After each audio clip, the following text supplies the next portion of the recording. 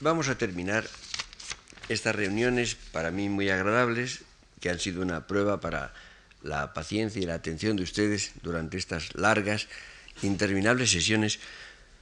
Y vamos hoy a considerar el último de los temas del programa de nuestro seminario, que como ustedes recuerdan es el argumento biográfico de la condición sexuada. Vamos en cierta medida a hacer converger en la reunión de hoy los dos temas que han ocupado este curso, es decir, la convergencia de las dos instalaciones que hemos estudiado, edad y sexo. En este momento las encontramos juntas al hablar precisamente de la biografía que tiene la condición sexuada y de la polaridad hombre-mujer en la cual nos hemos detenido largamente. Se trata, como ven ustedes, de una proyección doble. Ustedes recuerdan el carácter proyectivo de la vida humana en que hemos insistido tanto. Vivir es proyectarse, la vida tiene un carácter vectorial, el hombre es una realidad futuriza, orientada hacia el futuro, proyectada hacia el futuro. Pues bien, hay una doble proyección. Por una parte, esta, la condición proyectiva, intrínsecamente proyectiva de toda vida humana. La persona se proyecta hacia el futuro. Estoy proyectado hacia el futuro, volado hacia el futuro, y esta es la condición misma de la vida. Pero por otra parte, recuerdan ustedes que veíamos cómo la condición sexuada consiste precisamente en la proyección de cada sexo hacia el otro. Es decir, hay una proyección recíproca de un sexo hacia el otro. Yo diría que estas dos formas fundamentales de proyección de cada uno hacia el futuro dentro de su vida, proyección de cada persona de un sexo hacia el otro, estas dos proyecciones convergen en lo que podemos llamar la proyección biográfica con el otro sexo. Es decir, en forma concreta, la manera que tengo yo de proyectarme hacia el futuro es proyectarme con el otro sexo. Como ven ustedes, por tanto, hay una estructura proyectiva, argumental, de esa condición sexuada que habíamos considerado en principio de una manera estática o estable. Podemos llamar a esto, si ustedes prefieren, la convivencia sexuada. Hay una forma de convivencia humana general, pero la convivencia humana acontece en la forma de esa proyección con y hacia el otro sexo. A esto podemos llamar, en rigor, convivencia sexuada. Ustedes imaginen, por ejemplo, que la vida humana no fuera sexuada. Piensen ustedes que la condición sexuada es una propiedad de la estructura empírica de la vida humana. Podría haber, en principio, vida humana de otra forma. Ustedes imaginen, por ejemplo, que hubiera habido una sola vida humana, que Dios hubiera creado un hombre. No habría condición sexuada. Supongan ustedes que Dios hubiera creado un cierto número de vidas humanas asexuales, sin sexo, y que, por ejemplo, hubiera ido creando, diríamos, promociones ornadas, podríamos decir, de estas vidas humanas. Habría una continuidad de la vida humana, pero sin sexo. O que el hombre se reprodujera por yemas, como las plantas. No habría condición sexuada. De hecho, la hay. De hecho, estructuralmente. Por eso forma parte de la estructura empírica. Y ahí es donde encontramos este fenómeno que nos está interesando en este curso. Uno de los caracteres fundamentales de la vida humana es la menesterosidad. Recuerden ustedes que en la filosofía se había definido desde la tradición griega, pero especialmente de un modo explícito en el racionalismo del siglo XVII, se había definido la realidad sustancial por la suficiencia.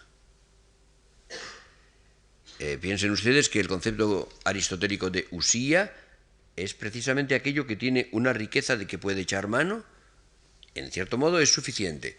El concepto griego, por ejemplo, de libre, el concepto de libertad, en Grecia no tiene mucho que ver con lo que entendemos por libertad. El concepto de eleucería, en griego, quiere decir independencia, sobre todo. Un hombre es un hombre libre, es eleuceros anthropos, cuando se basta a sí mismo. El hombre que tiene, por ejemplo, cierta riqueza, una cierta fortuna que le permite no depender de los demás, es un hombre libre, en griego. La idea de la suficiencia, de la autarquía, es una idea fundamental griega. Pero si ustedes piensan, por ejemplo, en la filosofía del siglo XVII, en la obra de Descartes o de Spinoza, la sustancia está definida como aquello que está en sí y no necesita de otro. Esta es la cuestión. Es decir, es la suficiencia. Naturalmente, Descartes añadirá una restricción, dirá, no necesita más que a Dios como creador. Cuando esto desaparece, tendremos el sistema de Spinoza. Ahora bien, resulta que la realidad es todo lo contrario. El hombre, lejos de ser suficiente, es literalmente indigente. La vida humana consiste en necesitar. La condición de la vida humana es la menesterosidad. La idea de autarquía o suficiencia es puramente ilusoria. El hombre necesita. El hombre necesita muchas cosas. Dirán ustedes, no solo el hombre, los animales también, por ejemplo. Sí, pero de otra manera. Hay una diferencia fundamental, que parece sutil, pero que es decisiva. El animal, por ejemplo, necesita lo que no tiene. ¿Y el hombre? El hombre necesita lo que no tiene y sigue necesitando lo que tiene. Esta es la cuestión. El hombre necesita no solamente lo que no tiene, las muchas cosas que no tiene, es que necesita las que tiene. Lo que yo tengo, lo que yo necesito y tengo, lo sigo necesitando. Esto es fundamental. Por ejemplo, para que tomen ustedes un ejemplo enorme, esto diferencia ya totalmente la condición sexuada humana de la sexualidad animal. El animal necesita, por ejemplo, a la hembra, el macho necesita a la hembra justamente cuando no la tiene, cuando le falta. Cuando la tiene, cuando la consigue, deja de necesitarla. Por eso hay el fenómeno de que la sexualidad animal es transitoria. Incluso en los animales superiores hay eso que se llama la época de celo. Hay un cierto momento en que el animal necesita al otro sexo. Pasado el momento de la cópula, esto no es necesario ya. Y se desinteresa. Y pasada una cierta época, se deja de interesar. La broma de Beaumarchais, beber sin sed y hacer el amor en todo tiempo, es lo que diferencia al hombre de los animales. Ahí tienen ustedes un caso. Yo diría que habría que emplear una palabra fundamental. Esta palabra que acabo de usar, tomarla en serio. Ustedes saben, he dicho la menesterosidad. Nosotros decimos en español, para decir necesitar, decimos es menester. La palabra menester, recuerden ustedes la forma medieval mester, recuerden ustedes el mester de clerecía o el mester de juglaría. Mester, menester, es ministerio. Es decir, es oficio, es profesión. Quiere decir esto que el menester se convierte en un oficio, es decir, en algo que yo tengo que hacer. Yo diría que con lo que me es menester, con eso hago mi vida. Y yo necesito lo que me falta y lo sigo necesitando cuando lo tengo. En todos los órdenes. Pero la persona tiene una condición fundamental. La persona no es una realidad que esté ahí. La persona no está ahí. Esa expresión de estar ahí, que se aplica a las cosas, no tiene sentido ninguno aplicado a la persona. La persona no está ahí, sino que está viniendo. La persona es una realidad viniente. Fíjense ustedes que una persona, hay el hecho físico de que el hombre tiene un plano frontal y en él tiene una cara en la cual está concentrada la persona. No es ninguna casualidad que estemos sentados en esta sala como estamos. Ustedes están sentados con la cara hacia acá y yo estoy sentado en esta silla con la cara hacia allá. ¿Qué quiere decir esto? que estamos viniendo. Ustedes están viniendo hacia mí, aunque estén quietos, están viniendo con su mirada, con su atención, con su expectativa, y yo estoy yendo hacia ustedes, justamente también con mi proyección, con mi atención hacia ustedes, estoy dirigiendo mi mirada y mi voz hacia ustedes. Somos realidades vinientes. Ustedes piensen lo extraño que sería, por ejemplo, que en esta sala cada uno estuviera mirando en una dirección. Sería bastante azorante, ¿no? Y me parece que me sentiría tentado a dejar de hablar. Tendría la impresión de que ustedes no estaban en ello, de que ustedes no estaban aquí propiamente, de que estaban cada uno en sus cosas, cada uno atendiendo a lo suyo. Esa condición viniente de la persona hace que, en cierto modo, la persona esté emanando. Fíjense ustedes que la vida humana tiene un carácter como de fuente, tiene un carácter fontanal. La persona humana fluye, la persona humana brota. Por esto, en realidad, a la vida humana, no es que yo simplemente vea la vida humana, no es que la vea, la perciba. La expresión que emplearíamos es distinta, es que asisto a la vida humana. Asisto a esa realidad fontanal, manante, fluyente, viniente, que en cierto modo avanza hacia mí.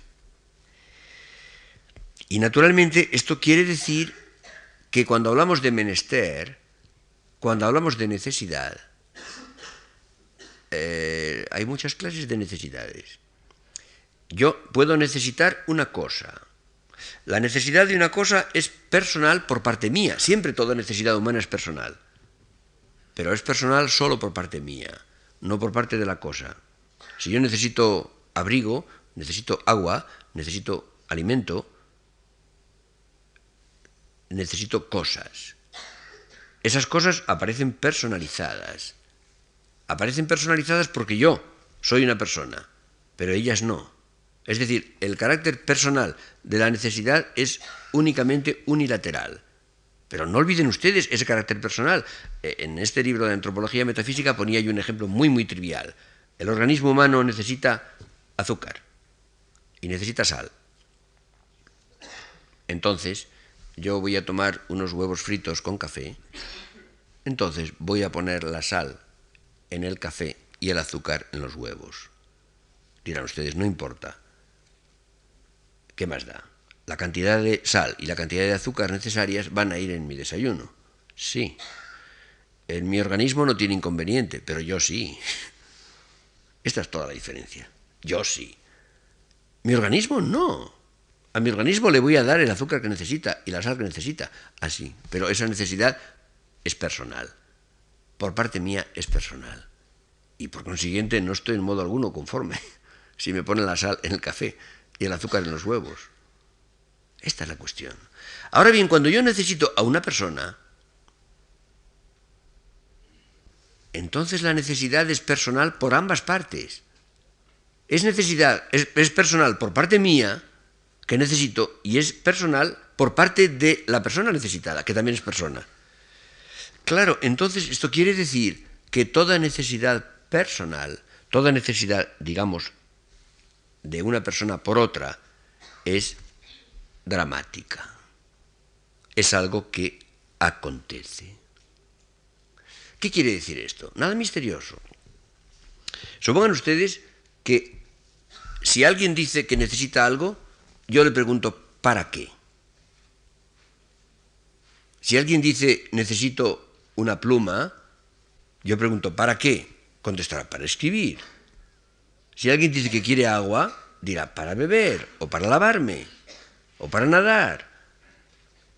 Si alguien dice, necesito un martillo, y pregunto, ¿para qué? Dirá, para clavar un clavo. La cosa está clara.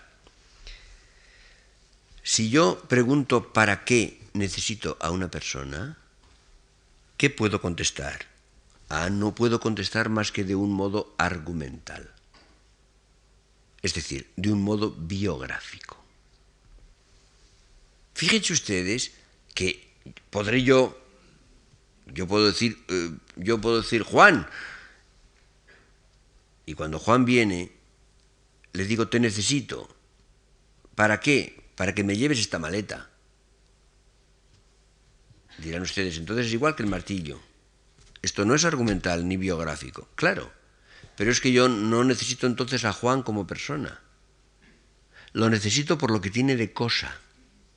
El hombre no es una cosa, pero es también una cosa. Fíjense ustedes.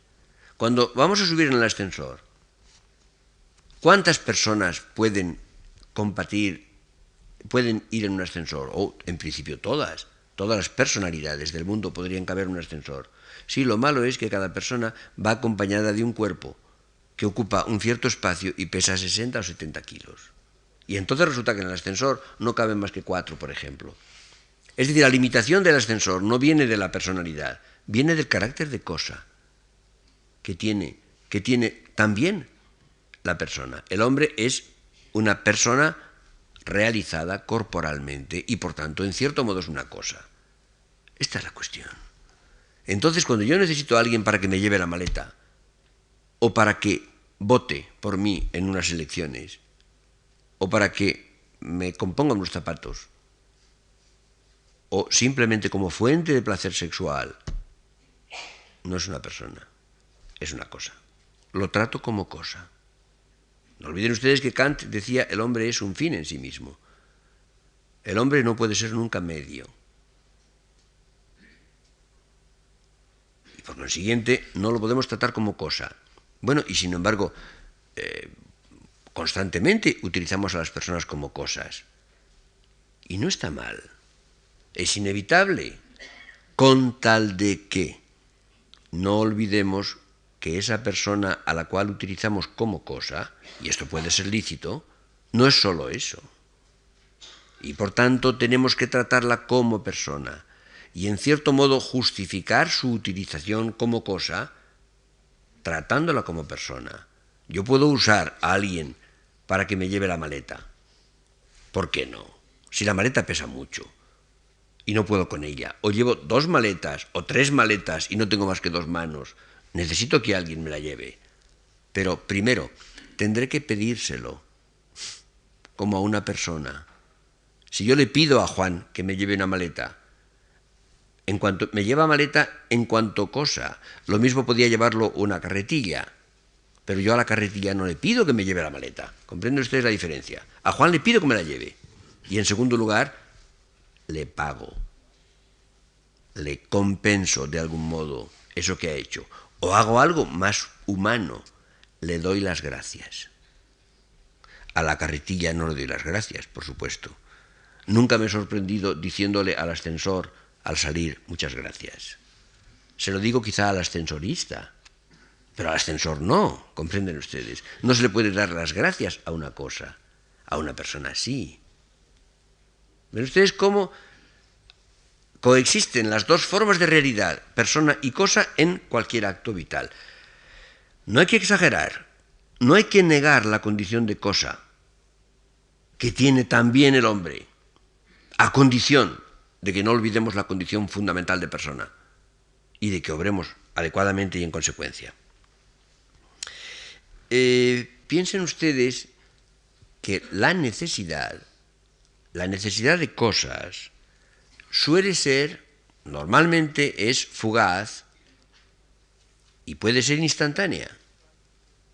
Yo puedo necesitar una cosa un momento. A veces necesito a alguien de un modo instantáneo, pero cuando lo necesito de un modo instantáneo no lo necesito como persona. Cuando necesito a alguien como persona, lo sigo necesitando. Es una necesidad duradera, argumental, que comprende mi vida, o por lo menos una parte de mi vida, una parte de la duración de mi vida, una fase de ella. Pero si ahora consideramos este carácter de menesterosidad, este carácter de necesidad, aplicándolo a la condición sexuada, al hecho de que hay 2 clases, 2 formas de vida humana, varón y mujer, entonces me encuentro con que es un tipo de necesidad peculiar. Yo necesito a la mujer, subrayo el artículo determinado, necesito a la mujer para ser varón. Y la mujer necesita al hombre para ser varón. Yo no puedo ser varón sin la mujer, y a la inversa. Este es el momento de decir una palabra de un tema que ocupa mucho la atención de nuestros contemporáneos. Creo que la ocupa mucho más de lo debido y no muy adecuadamente. Es el tema de la homosexualidad. No voy a decir más que una palabra, porque tenemos muy poco tiempo. Yo diría lo siguiente. Ustedes saben que frecuentemente se emplea la palabra heterosexual o heterosexuado. Y estamos acostumbrados a usar esta palabra de un modo normal. Bueno, es una expresión redundante. Es una expresión pleonástica. Decir heterosexual o heterosexuado sexual o sexuado quiere decir justamente esa dualidad, esa polaridad, esa disyunción varón o mujer en la cual hemos insistido tan largamente. Por consiguiente, sexual es heterosexual. De modo que añadir heterosexual es reforzar de algún modo, pleonásticamente, de un modo redundante, lo que quiere decir y dice ya la palabra sexual o sexuado que apunta a esa polaridad. Cuando se dice heterosexual, la palabra heterosexual es una palabra forjada sobre y frente a homosexual. No es una palabra autónoma, no es una palabra independiente. En ese sentido es una de las palabras que llamaba yo falsas el otro día. Es decir, se usan como si fuesen términos paralelos y comparables, pero esto es literalmente un abuso del lenguaje, ni más ni menos. Es decir, si no hubiera más que un sexo, no habría sexo. Un sexo es no sexo. Ocurre como con el partido único. Ustedes imaginen que se habla, pero es otra corrupción del lenguaje, y no solo del lenguaje. Se habla del partido único, pero partido único es una contradicción en los términos. Cuando no hay más que un partido, es que no hay partidos. ¿Comprenden ustedes? Ocurre lo mismo con el sexo. Un sexo único querría decir ningún sexo. El sexo es dualidad, es polaridad, es disyunción. Lo mismo que el partidismo es pluripartidismo. Cuando se habla de pluripartidismo, se emplea una expresión igualmente pleonástica, igualmente redundante. ¿Comprenden ustedes? Si no hay más que un partido, es que no hay ninguno. Si no hay más que un sexo, es que no hay sexo. Es decir, lo que llamamos homosexualidad significa la introducción de la disyunción polar dentro de un sexo.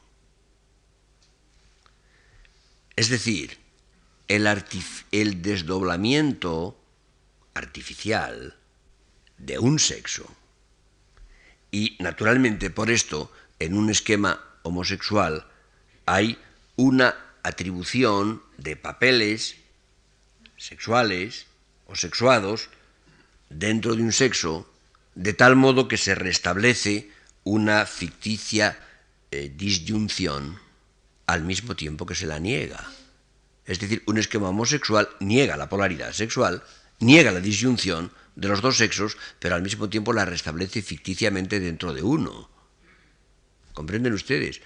Fíjense que simplemente el análisis lingüístico de estas palabras nos lleva derechos a descubrir el elemento de perturbación de la realidad y de manipulación indebida de cómo son las cosas que se desliza cuando se toman como dos términos paralelos, equivalentes, heterosexual y homosexual. Pero no nos interesa solamente esto, nos interesa dar un paso más y llegar a lo que llamaremos la condición amorosa, que es justamente la forma plena que adquiere esta realidad, esta condición sexual de que hablábamos. La palabra amor es una palabra muy compleja, naturalmente, recargada de acepciones diferentes, de significaciones muy varias, con una larguísima historia milenaria.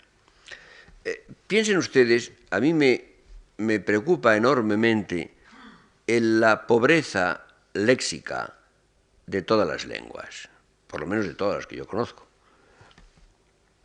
Piensen ustedes, por ejemplo, que mientras hay un número enorme de palabras en nuestra lengua, y creo que en todas, para decir borracho o borrachera, imaginen ustedes, borrachera, curda, melopea, cogorza, merluza, tablón, bueno, pea, no sé, creo que debe haber 50 o 60, ¿no?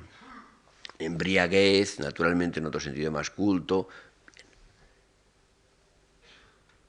Hay como 5 o 6 palabras para decir lo que una persona puede sentir afectivamente por otra, positivamente, y otra media docena de palabras negativas. Decimos amor, decimos cariño, afecto, afección, ternura, apego y las contrarias. Simpatía. Con una docena de palabras resolvemos toda la fauna y la flora sentimentales que puede haber. Ustedes imaginen la terrible tosquedad de la lengua, la falta de atención, la falta de interés que las sociedades todas han tenido por este hecho fundamental de que el hombre se siente afectado por las demás personas. La palabra amor, además, se aplica a muchas cosas. Se habla del amor entre hombres y mujeres, se habla del amor a los hijos, se habla del amor a los amigos, se habla del amor a Dios, o se habla del amor a la patria, se habla del amor a la ciencia, del amor a la música, del amor al arte, y en muchas lenguas, por ejemplo en francés se dice, por ejemplo, j'aime la bière, ¿no? Amo la cerveza. En español no llegamos a tanto. Nos gusta simplemente, pero no la amamos. Pero en muchas lenguas se ama. Como ven ustedes, el campo semántico de la palabra amor es ilimitado. Y si ustedes buscan en cualquier diccionario, buscan ustedes la palabra amor, verán ustedes que es una selva selvaggia en la cual se pierde uno. Pero conviene introducir un poco de orden y aclarar por lo menos algunas cosas. Piensen ustedes que normalmente se piensa, si estoy seguro de que si hiciera un pequeño test, si yo preguntara a ustedes, y ustedes podrían contestar uno por uno, ¿qué es amor? Bueno, dirían ustedes muchas cosas, pero estoy seguro de que habría un número altísimo de respuestas que empezarían: el amor es un sentimiento que... lo que sea. Cada uno de ustedes diría lo suyo, pero probablemente muchos, seguramente 2/3 por lo menos, empezarían diciendo el amor es un sentimiento. Pues bien, no puedo discrepar más. Yo creo que el amor no es un sentimiento. Creo que hay sentimientos amorosos, que es otra cosa. Creo que al amor lo acompañan sentimientos. Creo que el que ama tiene sentimientos, pero no que el amor es un sentimiento. El amor no es una realidad psíquica. Una realidad psíquica es algo que pasa en mí. El amor no pasa en mí. Ni siquiera es un acto o una serie de actos. Esto es lo que induce a pensar el verbo amar. Si yo digo yo amo, evidentemente este verbo yo amo indica que yo ejecuto un acto. Sí, cuando yo amo ejecuto un acto. Pero esto no es el amor. No es propiamente el amor. El amor es primariamente una instalación. Otra vez nos aparece la instalación. Ven ustedes que es muy difícil andar por la vida humana sin hablar de instalación. Es una instalación en la cual se está y desde la cual se ejecutan actos, muchos actos, entre ellos amar. Ustedes imaginen que yo estoy enamorado. Estoy enamorado y hago muchas cosas. ¿Amar? ¿Solo amar? No, no es posible. Yo hago muchas cosas. Por ejemplo, estoy hablando de filosofía. o escribo, o me como una manzana, o bebo agua, o paseo, o duermo, o leo un libro, o espero un autobús. Nada de esto es amar. Sí, pero yo estoy enamorado mientras hago todo eso. Y, entre otras cosas, amo. Además de todo eso, amo. Es decir, yo diría que me muevo, diría con un giro hegeliano, en el elemento del amor. Pero podríamos decir lo siguiente. Amo no es una buena expresión, porque amo parece que indica un acto singular. En realidad, cuando digo amo, en sentido estricto, debería decir estoy amando. Estoy amando. Recuerdan ustedes que yo decía estoy viviendo. Vivir es estoy viviendo. Pues bien, amar propiamente es estar amando. Es una instalación. Piensen ustedes que normalmente, ustedes piensen en la convivencia de personas de distintos sexos, normalmente no hay relaciones actuales de amor entre los hombres y las mujeres. Normalmente yo trato con muchas mujeres a las cuales no amo. Y esas mujeres, ni qué decir tiene, desgraciadamente no me aman. No, por supuesto no. Pero esa relación no tiene nada que ver con el amor. Sería mucho decir. Yo diría que toda relación sexuada se mueve en el ámbito del amor. O dicho con otras palabras, es incoativamente amorosa. Toda relación entre un hombre y una mujer, como tales, que no es una relación amorosa, por supuesto no, lo es muy rara vez. Sin embargo, tiene que ver con el amor. Se mueve en el ámbito del amor. Se nutre de la posibilidad del amor. El amor está en disponibilidad, en posibilidad de brotar, de surgir en toda relación entre un hombre y una mujer como tales. De hecho, no. Actualmente no. Pero si faltara esta posibilidad, si faltara esta relación, diríamos, ambiental, o este carácter incoativo, no habría propiamente condición sexuada. Piensen ustedes, por ejemplo, en la percepción. Es un fenómeno que yo he considerado muchas veces en mis escritos porque me parece interesantísimo. Es evidente que la percepción, yo creo que esto los psicólogos no lo han explicado bien.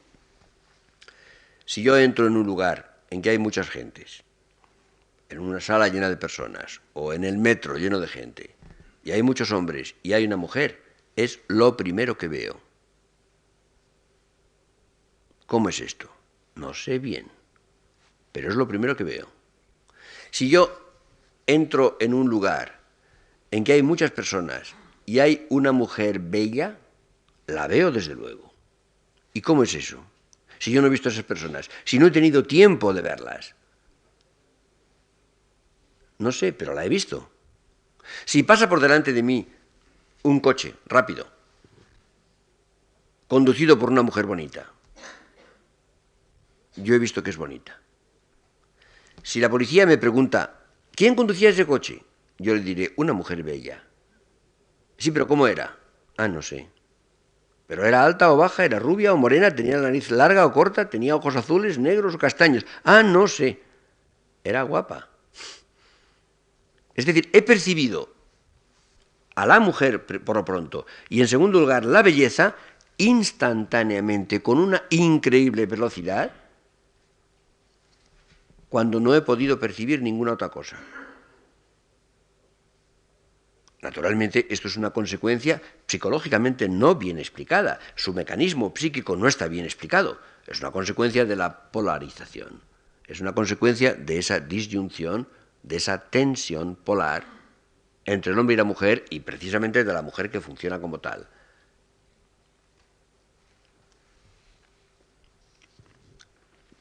Hay naturalmente una relación de interés. Al hombre la mujer le interesa. A la mujer le interesa el hombre. Esta es la relación fundamental y el origen de la posibilidad de amor en general. Entiéndanme bien, no quiero decir que todo amor sea una formación distinta o una transformación del amor sexuado. Oh, esto no es verdad. Por ejemplo, ustedes saben que ha habido una tendencia que ha tendido a interpretar, por ejemplo, la actitud religiosa, por ejemplo, el amor místico, como una sublimación, es la palabra que se empleaba, una sublimación del amor sexual. Esto no tiene ningún sentido. Esto no tiene por qué ser así. Lo que quiero decir es que si no hubiese amor sexuado, no habría amor, sin más. Es decir, que la condición amorosa general del hombre, que puede ser el amor a los hijos, o el amor a los padres, o el amor a la patria, o el amor a la ciencia, o el amor a Dios, todo eso es posible porque el hombre tiene una condición amorosa, la cual está naciendo de esa condición sexuada, de esa polaridad que es primariamente el amor entre hombre y mujer. Y por eso el hombre es una criatura amorosa. O empleando una excelente palabra española, diríamos que el hombre es esencialmente enamoradizo. Es decir, que el hombre está siempre en disposición de enamorarse, está a punto de enamorarse, está vuelto hacia el amor, está proyectado hacia el amor. Eso es lo que quiere decir la condición amorosa del hombre. Y claro, como el amor sexuado es, diríamos, la fuente de toda actitud amorosa y de toda relación que podemos llamar amorosa, cualquier alteración del amor sexuado perturba todas las demás formas de amor. Y no sería difícil mostrar en concreto cómo, cuando se produce una perturbación del amor sexuado, el amor a la ciencia, o el amor a la patria, o el amor al arte, aparecen también afectados por esta misma perturbación. Pero vamos a dar otro paso, vamos a dar un paso más. Vamos a volver a nuestro viejo concepto del vector, que hay que ponerlo en juego. Decíamos que la necesidad personal de otra persona, o diríamos necesidad bilateralmente personal, en que es personal la necesidad por parte del que necesita y por parte de lo necesitado, que en este caso es por parte del necesitado o de la necesitada. Esto acontece en forma vectorial. Es decir, todo encuentro entre dos personas es vectorial. Es el encuentro de dos vectores. Recuerdan ustedes que un vector es una magnitud orientada, es una magnitud dirigida. Un vector tiene intensidad y tiene dirección y sentido, por supuesto, como las agujas del reloj. Las agujas del reloj son un ejemplo excelente de vectores. Una aguja, el minutero, es más larga que la otra aguja, que es el horario. Pero además tienen diferente orientación. A lo largo del día van cambiando de orientación. Hay un momento, por ejemplo, si toman ustedes las 12 en punto, la dirección, la orientación es la misma, la intensidad no. A medida que se va desplazando el minutero, van difiriendo no solamente la intensidad, en este caso la longitud, sino también la dirección, la orientación. Pues bien, cuando dos personas se encuentran, ¿cómo se encuentran? Se encuentran, primero, cada uno está en su instalación. En segundo lugar, se proyectan con diferente intensidad y en diferente dirección. Yo puedo encontrar una persona al mismo nivel, puedo encontrarla a otro nivel, en todos los órdenes. de edad, por ejemplo, de relación. Puede ser un encuentro, por ejemplo, entre profesor y estudiante. La relación entre dos estudiantes es, diríamos, a una comunidad de nivel. La relación entre profesor y estudiante supone una diferencia de nivel. El encuentro entre el joven y el maduro o el viejo, naturalmente supone una diferencia de nivel biográfico, de altura, del nivel biográfico, una diferencia temporal. El encuentro entre dos personas del mismo sexo. Son vectores, diríamos, paralelos. Entre personas de distintos sexos. Son vectores contrapuestos, polarmente contrapuestos. Piensen ustedes, por ejemplo, que cuando a una persona la encuentra uno en un cierto supuesto, ustedes piensen el hombre que encuentra una mujer. Bueno, ¿hay entre ellos una relación amorosa o no? Depende. Cuando un hombre, por ejemplo, encuentra una mujer casada, en principio, diríamos, la descarta de una relación amorosa. Normalmente el vector va en otra dirección. Puede ocurrir, naturalmente, que haya una relación amorosa con una mujer casada, por supuesto, pero primariamente no.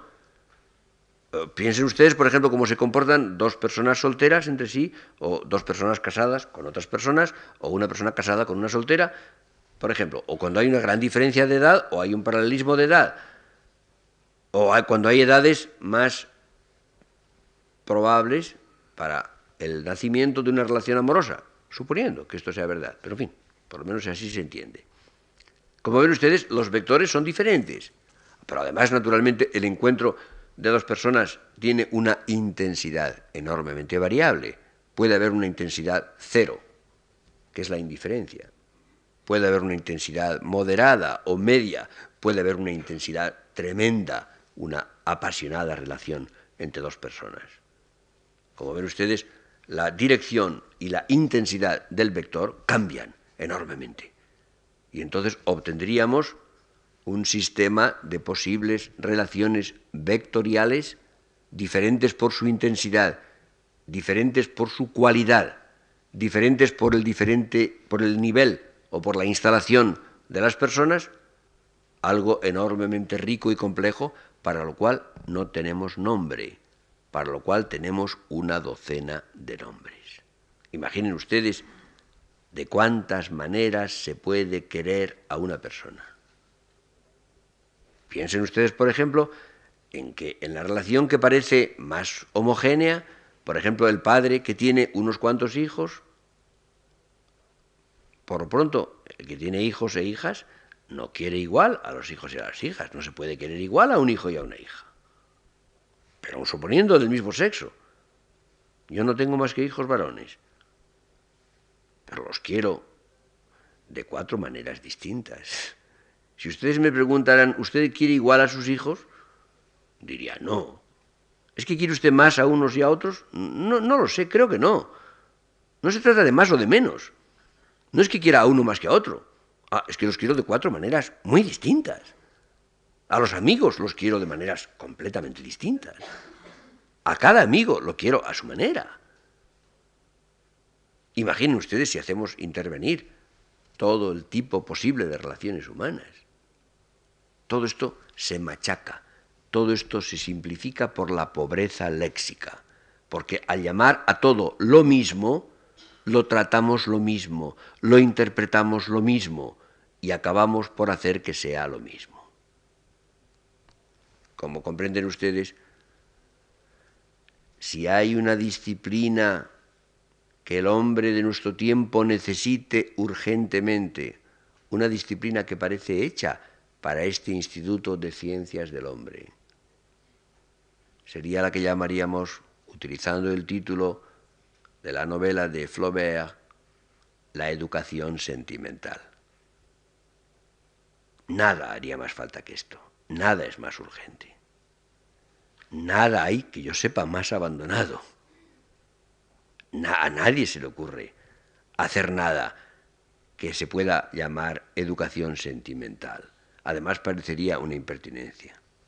Pero quizá algún día, quizá las cosas mejores, quizá algún día se pueda en ese instituto o en otro lugar hacer un curso de educación sentimental.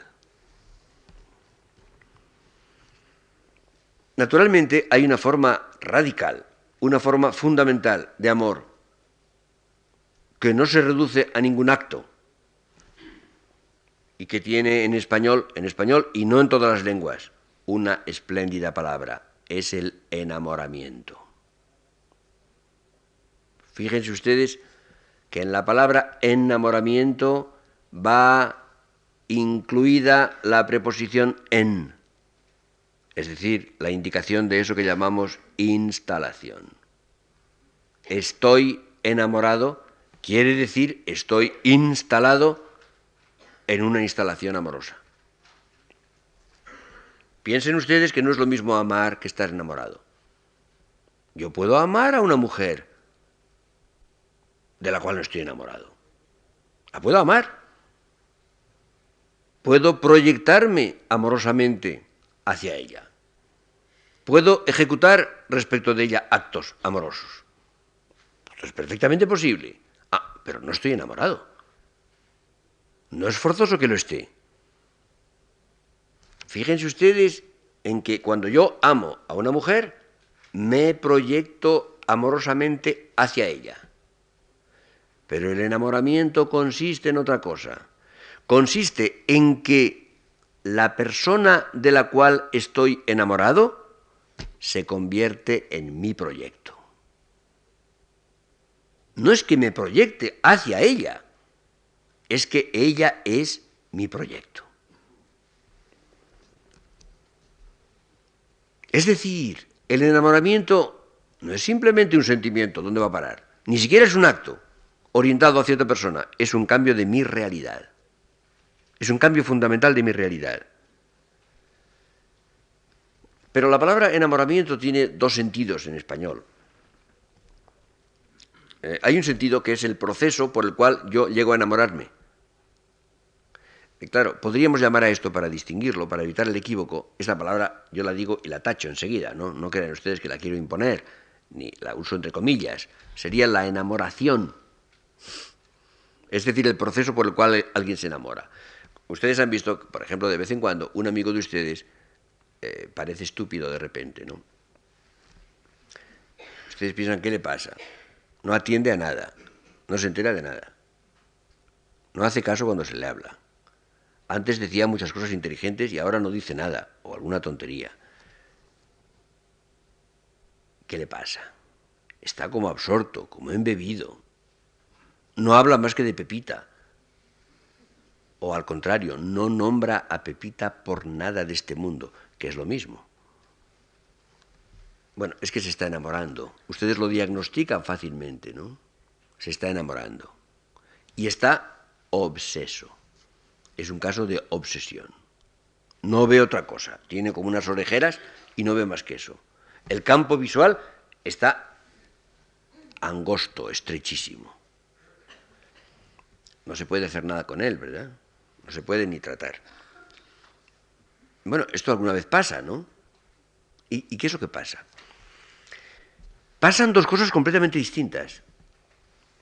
Una cosa es que este amigo, un buen día, se pasa la mano por la frente, sorprendido, y dice, pero ¿a mí qué me pasaba? Y descubre que Pepita no le importa nada. Se le ha pasado. Se siente tan contento, tan feliz, tan ágil, tan alegre, tan despierto. Ya le interesa todo. Vuelve a ser inteligente, ingenioso, lleno de curiosidad. No estaba enamorado, por supuesto. Se le ha disipado. Eso que llaman en inglés, con una buena palabra, infatuation. En español hay una palabra que es enamoriscarse. No es exactamente lo mismo, pero tiene mucho que ver. Pero puede pasar otra cosa. Puede pasar que es que termina el proceso de enamoración. Y al término de ese proceso, este hombre está enamorado. Y entonces también vuelve a la vida normal. Entonces también vuelve a hablar y vuelve a enterarse y vuelve a interesarse por todo y el mundo renace. Solo que todo eso que antes le interesaba, que momentáneamente dejó de interesarle y que ahora vuelve a interesarle, todo eso le interesa con Pepita. Y le interesa por Pepita. Esta es la cuestión. Es otra manera de interesarle. Es decir, el proceso de obsesión y el proceso de angostamiento de la realidad ha pasado. Ha pasado, pero se ha quedado enamorado. Está enamorado. Y entonces puede hacer todo. Puede volver a vivir. Puede volver a trabajar, a pasear, a investigar, a leer libros, a decir chistes, lo que quiera. Solo que todo eso lo hace enamorado. Esto es fundamental. Piensen ustedes, hay unos versos en La vida es sueño extraordinarios. Ustedes recuerdan que Segismundo, cuando lo llevan desde su torre, que está cautivo, a la corte de su padre, el rey de Polonia, en fin, hay una serie de historias que ustedes recuerdan, y al final vuelve a tener un comportamiento violento, lo vuelven a llevar a su cautiverio, y entonces cree, naturalmente, que ha soñado, que todo esto ha sido un sueño. Pero dice Segismundo, solo a una mujer amaba. En esto veo yo, espera un momento, que era verdad en que todo se acabó y esto solo no se acaba. Es decir, resulta que todo ha pasado. No hay rey, no hay palacio, no hay corte, no hay Rosaura. Sí, pero hay enamorado, hay enamoramiento, sigue enamorado. Todo pasó y esto solo no se acaba. Se encuentra con que se ha llevado su enamoramiento a su prisión.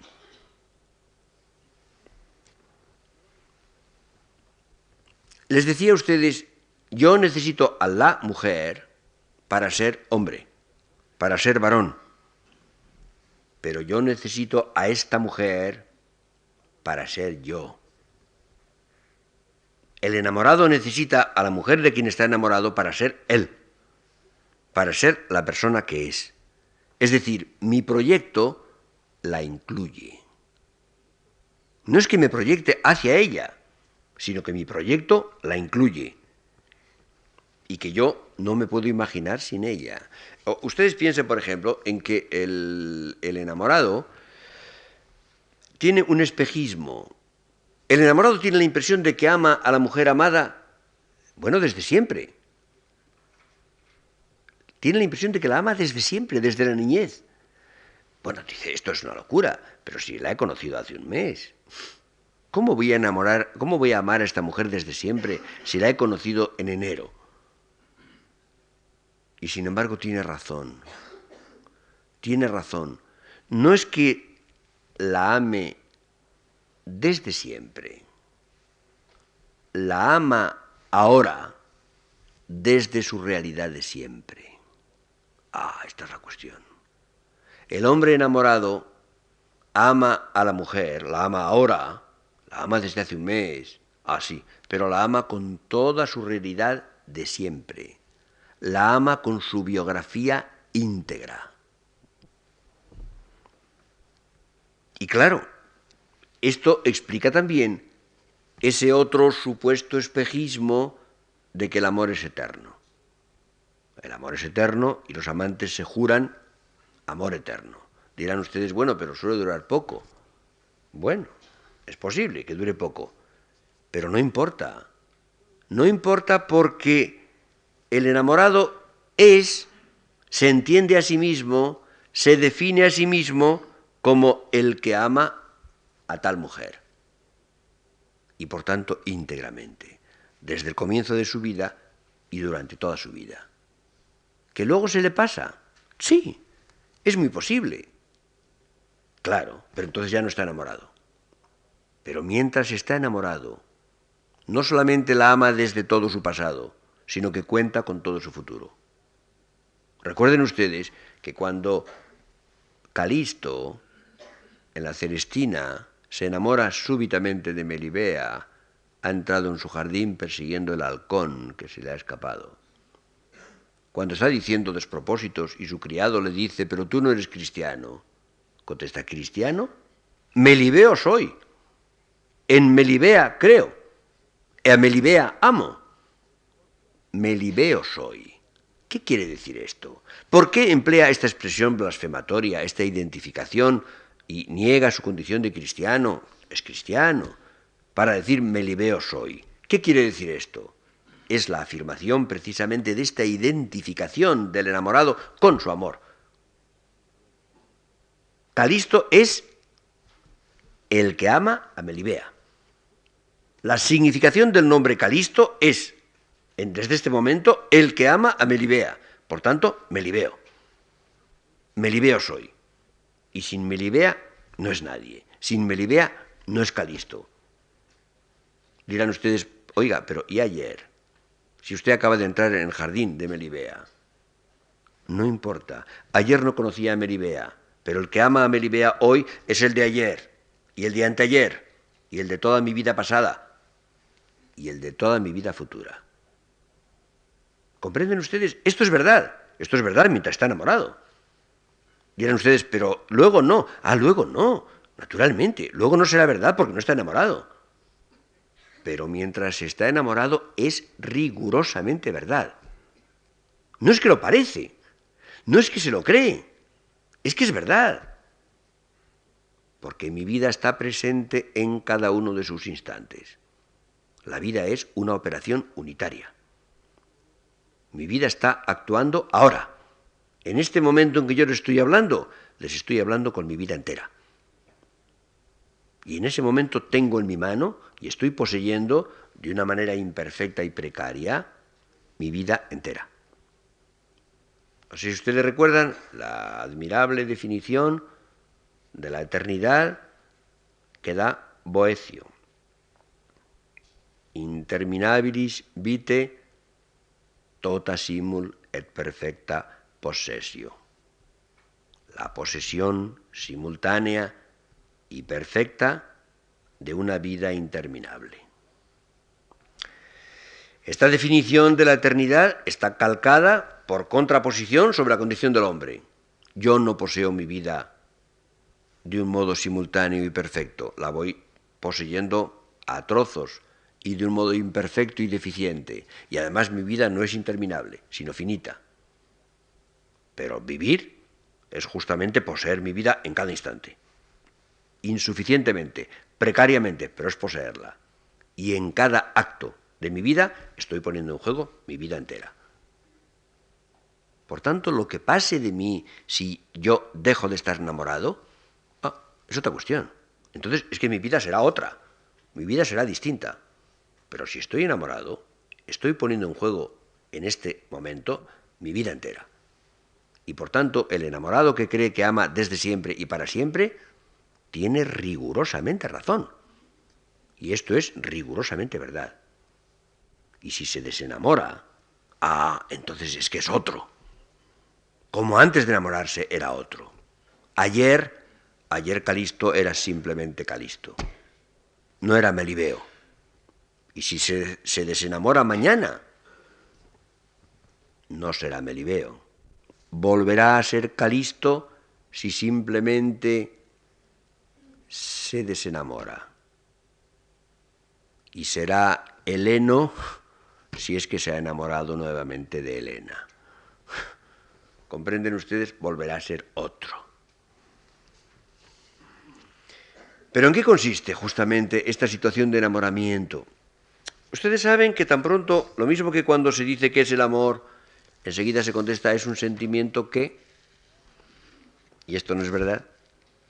Cuando se habla de amor en su plenitud, cuando se habla de enamoramiento, enseguida se empieza a hablar de identidad, o se empieza a hablar de la fusión de dos personas, o se habla de la posesión. Lo siento mucho, pero son conceptos totalmente insuficientes e inadecuados. Son conceptos tomados de cosas. Ni hay identidad, Ni hay fusión, ni hay posesión.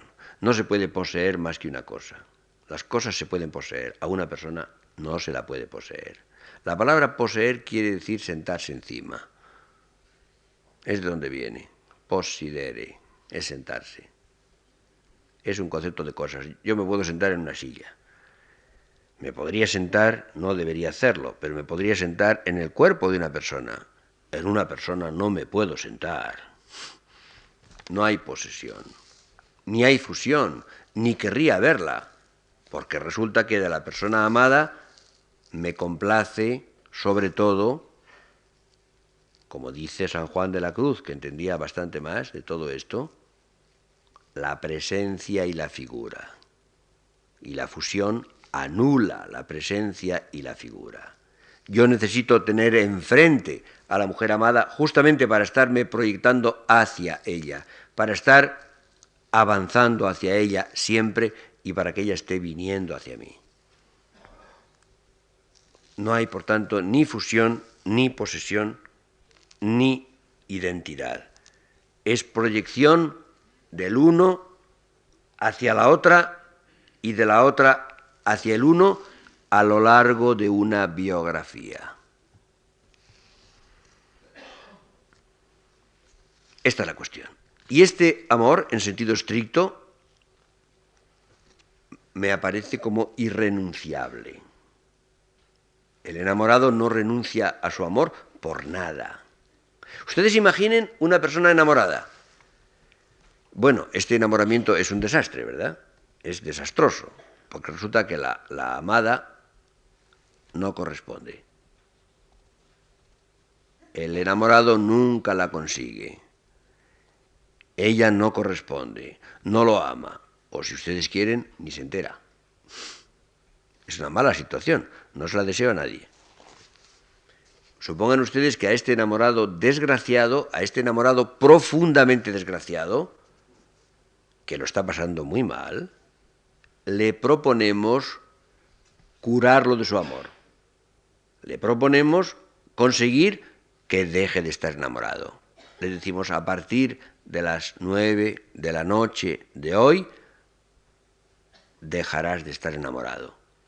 Y vas a estar tan tranquilo y tan contento. ¿Qué dirá? Dirá, no, en modo alguno, por nada del mundo. No aceptará jamás perder su amor. Lo cual quiere decir que todo amor es felicidad. Lo es intrínsecamente. No es que dé felicidad, es que es felicidad. Y la pérdida del amor parece peor que el amor más desventurado que podamos imaginar. A lo mejor después dicen ustedes, uy, cómo me alegro, qué contento está de haberse desenamorado. Claro, porque ya no está enamorado. Desde el desenamoramiento, naturalmente parece muy mal el tormento amoroso, pero mientras está enamorado, se prefiere ese tormento a cualquier otra cosa. Es decir, el amor es felicidad intrínseca. Y por eso digo que es irrenunciable. Lo que pasa es que es una cosa terrible. Claro. Es que la felicidad es una cosa terrible. Y entonces, piensen ustedes que un hecho fundamental es el enorme temor que tiene el hombre de muchas épocas, y entre ellas la nuestra, al enamoramiento. El hombre de nuestra época hace lo que sea con tal de no enamorarse. Y se dedica a evadirse, por ejemplo, hacia el sexo. El sexo es una de las grandes evasiones del enamoramiento. Piensen ustedes que la facilidad sexual de nuestra época es uno de los grandes seguros contra el enamoramiento. Porque evidentemente la satisfacción del deseo sexual cuando aparece, o antes de que aparezca, o cuando no llega a aparecer, es la manera segura de que no nazca esa otra realidad dramática, terrible, que es el enamoramiento. Otras formas de evasión son el cariño, el afecto, el apego, etc. Pero el sexo como tal es quizá la manera más enérgica de huir del enamoramiento. Fíjense ustedes que esa impresión de que el enamoramiento es terrible se conserva hasta en formas lingüísticas. O, por ejemplo, en inglés. En inglés, enamorarse se dice to fall in love. Literalmente caer en amor. ¿Caer? Curioso. Curiosa metáfora. Entonces resulta que el que se enamora es que cae, no sabemos dónde, en algún precipicio, en algún pozo. Es curioso. No diría que no. Pero esto se dice en inglés. Y hay un detalle curiosísimo, un detalle gramatical sumamente curioso. Nosotros decimos enamorarse de Pepita, pero en inglés se dice to fall in love with. Es decir, enamorarse con, caer en amor con. Pero fíjense ustedes que esto se dice en todo caso. Quiero decir, también cuando se trata de un amor no correspondido. Incluso de un amor que la mujer ignora. Si yo me enamoro de una mujer que no me corresponde, o incluso que no se entera de que me he enamorado, en inglés diría I fell in love with. Es decir, caigo en amor con una mujer que no me acompaña en la caída. Situación lamentable. Pero como ven ustedes, la lengua describe muy finamente esta situación. Y hay ese temor a la caída. Ese temor a la caída, que de alguna medida la hay siempre, en todo caso. Pero, claro está, lo tremendo del caso es que, y por esto es terrible, es que no es objeto de elección. Nadie elige su amor, dice Antonio Machado. Yo no elijo de quién me enamoro. O, al contrario, me encuentro con que me he enamorado. O me encuentro con que me estoy enamorando. A lo mejor me inquieta, me preocupa, me angustia, me desazona, me da un miedo espantoso. No lo puedo evitar. Piensen ustedes que en general me enamoro de alguien azaroso. Normalmente me enamoro de alguien a quien he encontrado por azar en mi vida. Lo probable es que me enamore de alguien a quien muy fácilmente no hubiera conocido nunca. Bueno, por lo pronto hay el azar de haber nacido en la misma época. Imaginen ustedes el increíble número de mujeres de las cuales yo me hubiera podido enamorar, sí, pero resulta que han nacido en los siglos anteriores a mi nacimiento o nacerán en los siglos posteriores a mi muerte. Hace falta además una cierta convergencia de edad, por lo menos ayuda mucho, ¿verdad? Pero además hace falta que nos encontremos, hace falta que vivamos en el mismo lugar o que nos encontremos transitoriamente en el mismo lugar. Hay toda una serie de azares, como ven ustedes. ¿Y entonces qué ocurre? ¿Cómo entonces es mi proyecto? Precisamente, justamente consiste en hacer mío eso que no he elegido. Diríamos, por tanto, que significa la aceptación del destino. Pero eso justamente es la vocación. La vocación es el destino aceptado. Es el destino hecho mío. Resulta que eso, que es un azar, resulta que libremente consiento en que sea mi proyecto. Cuando hablamos de instalación y vector, estamos hablando de dos elementos de la realidad amorosa, estabilidad y argumento. El enamoramiento no es un instante, ni siquiera es un momento. Es un estado. Estoy enamorado. Pero acontece, tiene historia. Tiene historia. Por eso tiene un desarrollo biográfico. Pero fíjense ustedes que hay que hablar del cuerpo. Hemos hablado poco del cuerpo. Ahora entra en escena. La persona tiene una instalación corpórea. Yo estoy instalado en mi corporeidad. Fíjense ustedes que yo no soy mi cuerpo, pero yo soy corpóreo. Esta es la cuestión. La corporeidad es la forma de instalación del hombre. Yo estoy instalado en mi corporeidad, por eso estoy aquí. ¿Qué sentido tiene decir que yo estoy aquí y no en París? Si yo ahora pienso en París, y ahora estoy pensando en París, y estoy viendo el río Sena y Notre Dame y la Torre Eiffel, entonces estoy en París. Sí, pero mi cuerpo no. Mi cuerpo está aquí. Y para que mi cuerpo esté en París hay que transportarlo. Y hace falta que Iberia o el Puerta del Sol se ocupen de ello, ¿no? Esta es la cuestión. Yo estoy aquí porque está aquí mi cuerpo. La razón por la cual yo estoy en Madrid es que mi cuerpo está en Madrid. Y yo estoy instalado en mi corporeidad. Por tanto, yo no soy mi cuerpo, pero soy corpóreo. Hay que afirmar con igual energía las dos cosas. Ahora bien, ¿qué tiene que ver el amor con esto? ¿O qué tiene que ver el cuerpo en el amor? ¿Nos enamoramos de un cuerpo o no? Nadie se enamora de un cuerpo. Me puede gustar un cuerpo, puedo admirar la belleza de un cuerpo, me puede atraer sexualmente un cuerpo. Enamorarme de un cuerpo es imposible. Yo me enamoro de una persona de la cual es este cuerpo. El cuerpo es su cuerpo. Yo amo el cuerpo de una persona porque amo a la persona. Y esa persona aparece, se presenta, se manifiesta en su cara. La cara es aquella parte del cuerpo en la cual la persona está, en la cual se hace presente y se manifiesta.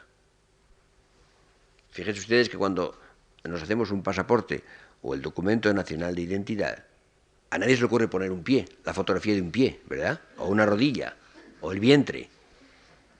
Que podría ser muy grande, es una superficie mayor. Ustedes imaginen, ustedes intenten hacer el documento de identidad poniendo su vientre, o un muslo, o la espalda.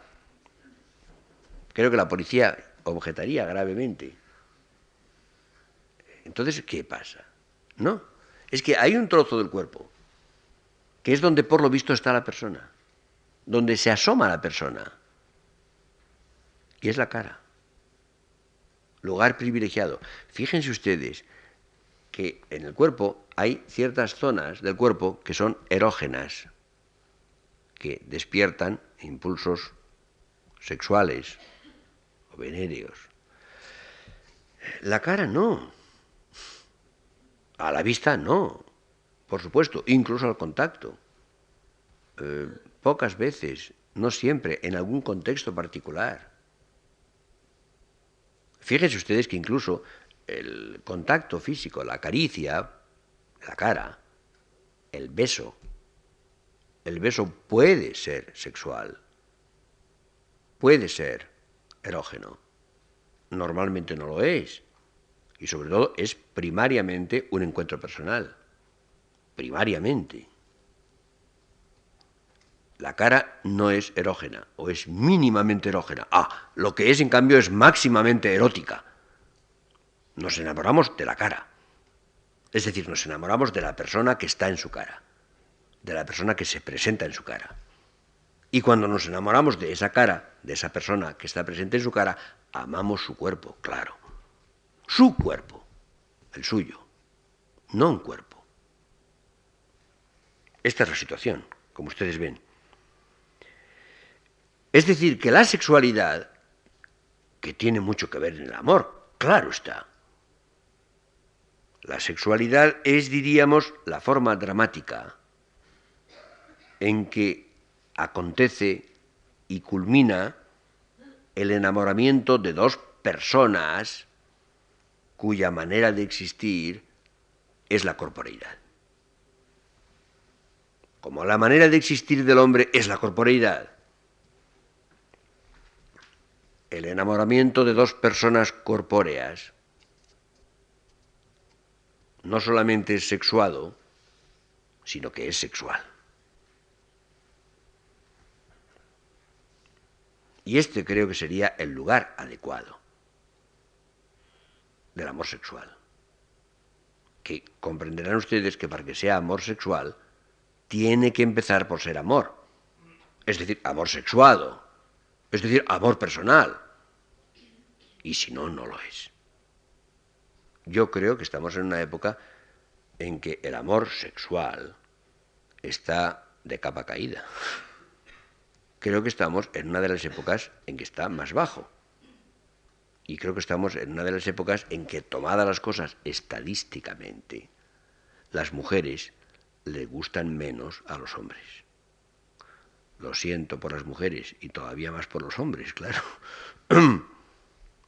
Justamente a fuerza de hablar de sexo, a fuerza de este empacho de sexo, en general trivial, superficial y tantas veces sospechoso, se está disipando la realidad formidable, admirable, profunda, radical del amor sexual. Ustedes imaginen cuando se trata ahora tantas veces de justificar, por ejemplo, eso que se llama libertad sexual, diciendo, pues si no tiene importancia. Y yo contesto, eso es lo malo, que no tiene importancia. Es que debe tenerla, es que debe tener mucha, es que debe ser algo maravilloso, algo en lo cual va la vida entera. Porque si es como tomar una Coca-Cola, como a mí la Coca-Cola me parece lamentable y no la tomo nunca, pues comprenden ustedes que me parecerá lo menos interesante de este mundo. Y me parece una lástima. Pero esto, claro, esto nos lleva a una última cuestión, y vamos a terminar enseguida, que es la relación entre el amor y la imaginación. Incluso el amor sexual, evidentemente, se hace de imaginación. Las 3/4 partes son imaginación. Sin imaginación no habría amor ni sexual, ni físico siquiera. Hay que inventar el amor, que es una invención literaria, artística. Y naturalmente la invención del amor quiere decir primariamente la invención de la otra persona. Es decir, la interpretación mutua. A la mujer la hace el hombre, naturalmente, la inventa el hombre, la interpreta. Y al hombre, la mujer. Recuerden ustedes aquellos versos de Antonio Machado. Dicen que el hombre no es hombre hasta que no oye su nombre de labios de una mujer. Puede ser. Esta es la cuestión. El hombre y la mujer se inventan mutuamente, se inventan recíprocamente. Ustedes imaginen esa expresión que anda por ahí, una de las expresiones más estúpidas que he oído en mi vida. Eso de la mujer objeto. Ustedes han oído. Yo no sé quién sería el imbécil que inventó por primera vez eso de la mujer objeto. Y todos los tontos lo repiten. ¿Cuándo ha sido la mujer objeto? Ni cómo puede ser la mujer objeto. La mujer objeto sexual. ¿Qué quiere decir eso? Díganme ustedes qué quiere decir. La mujer, y la mujer en cuanto sexual, es sujeto. Esencialmente sujeto. Díganme ustedes, recuerdan ustedes, yo hablaba el otro día de cuando la gente hablaba español. Cuando la gente hablaba español, para decir de un hombre y una mujer que tenían relaciones sexuales, ¿qué es lo que decían? Juan y Manuela se entienden. Se entienden. Fíjense ustedes que para decir que dos personas tienen relaciones amorosas, se decía hablan. Juan habla con Isabel desde hace 6 meses. Porque lo que hacían era hablar principalmente, claro. Y es lo que principalmente hay que hacer. El amor consiste principalmente en hablar. Y el matrimonio es muchas cosas, pero la primera de todas, una conversación de 50 años. Pero justamente el tener relaciones sexuales, se decía en español, entenderse. ¿Qué tiene que ver eso con los objetos? ¿Cómo se puede uno entender con un objeto? Díganme ustedes. Con un objeto no se puede uno entender y, por tanto, no se puede tener relaciones sexuales. Relaciones sexuales se pueden tener con un sujeto o con una sujeta. Piensen ustedes en lo que significa el gesto. Si es que se ha olvidado todo. A mí me da vergüenza decir cosas tan elementales, pero es que hay que recordarlas. El gesto incoativo, provocativo, insinuante de la relación sexual era el guiño. Ustedes saben lo que es guiñar un ojo. Bien. Yo no sé si ya nadie guiña ojos, pero en fin, creo que tampoco. Es que ya como en la televisión nadie guiña los ojos, pues claro.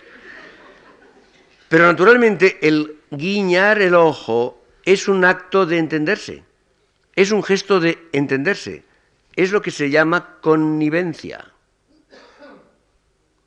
Es que un sujeto naturalmente, guiña a otro y se entienden. Los objetos aquí no tienen nada que hacer, como ustedes comprenden. Es un puro disparate lo de la mujer objeto. Pero, y con esto ya termino, he usado demasiado de su paciencia. Recuerden ustedes, lo vimos el otro día, que el hombre, lo que llamamos el hombre, la estructura empírica que llamamos hombre, es una estructura cerrada que remite inexorablemente a la muerte. Pero mi vida personal, mi vida biográfica, yo en cuanto vida humana soy una estructura abierta que postula la proyección perdurable, la proyección para siempre. No hay ninguna razón para que yo deje de proyectar. No hay ninguna razón para que yo no siga proyectando dentro de 10 años y dentro de 20 y dentro de 200 y dentro de 50.000 años. Y entonces, naturalmente, la proyección amorosa es la culminación de esa proyección biográfica. O dicho con otras palabras, el enamoramiento reclama la inmortalidad. Ni más ni menos. ¿Recuerdan ustedes que el enamorado, el que está enamorado, ama desde toda su vida, desde el comienzo de su vida, y siente que ama, decía provisionalmente, con toda su vida, durante toda su vida, y mucho más allá de ella? Necesita amar para siempre. Estar enamorado significa, mientras dura, la necesidad de seguir estándolo por toda la eternidad. Eso es lo que significa la expresión estar enamorado. Muchas gracias.